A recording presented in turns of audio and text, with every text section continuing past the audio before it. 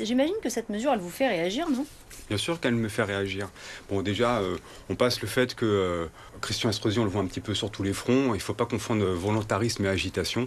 On l'a vu sur le paquebot, dans la rade de Villefranche, sur son vélo pour un accident de voiture. Et là, maintenant, on le voit sur cette histoire de rue Tiranti. C'est un problème parce que la consommation de drogue dans la rue, c'est un problème sanitaire avec des gens qui sont en souffrance, des gens qui sont dans des problèmes d'addiction.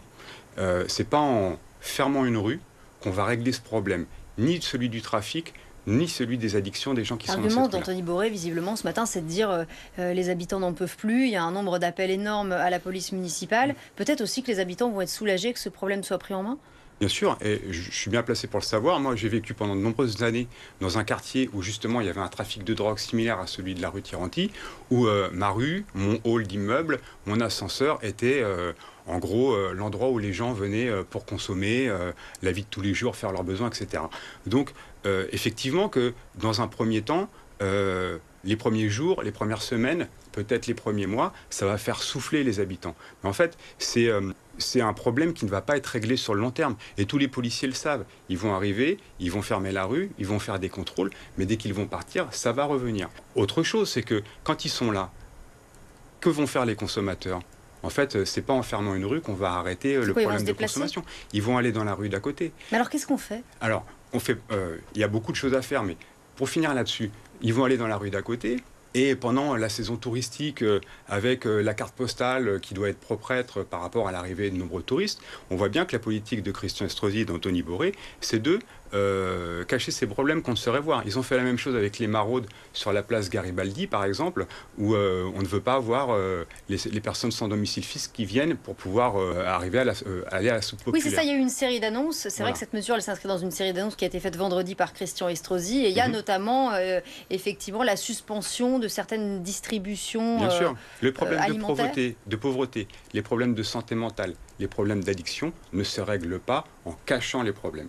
Donc, on pourrait imaginer, par exemple, des centres spécialisés avec des salles où on pourrait consommer de façon salle tout de à fait. On peut imaginer des salles où on peut consommer de façon tout à fait sécurisée. Quel est le problème? Ces gens-là, actuellement, sont dans la rue. C'est pas en claquant des doigts qu'ils vont arrêter leur consommation de drogue. Donc, il va falloir qu'ils soient pris en charge par des personnels soignants, des addictologues, et puis surtout qu'on les accompagne dans leurs problèmes de dépendance.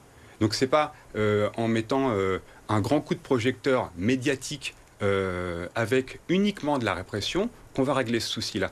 C'est ce que vous disiez tout à l'heure, il y a quelque chose qui est sûr et certain, c'est que la cohabitation dans une rue entre personnes qui consomment en plus, c'est des drogues dures, c'est des seringues, voilà, on n'est pas dans de la consommation récréative.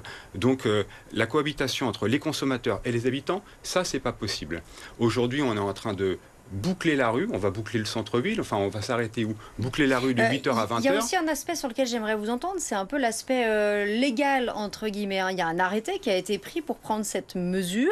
Est-ce que vous attendez que cet arrêté soit suspendu peut-être par le préfet? Est-ce que vous estimez que filtrer les allées et venues en dehors de tout événement particulier, si l'on peut dire, pose un problème? En règle générale, le tribunal administratif fait sauter les arrêtés quand, en gros, on est sur une solution, vous le disiez tout à l'heure, radicale, et que les autres solutions n'ont pas été testées ou mises en œuvre. Là, on pourrait penser à des brigades de prévention, par exemple, chose que, évidemment, n'est pas dans le logiciel de Christian Estrosi. Donc, dès qu'il y a un problème dans cette ville, on met des grilles, on ferme.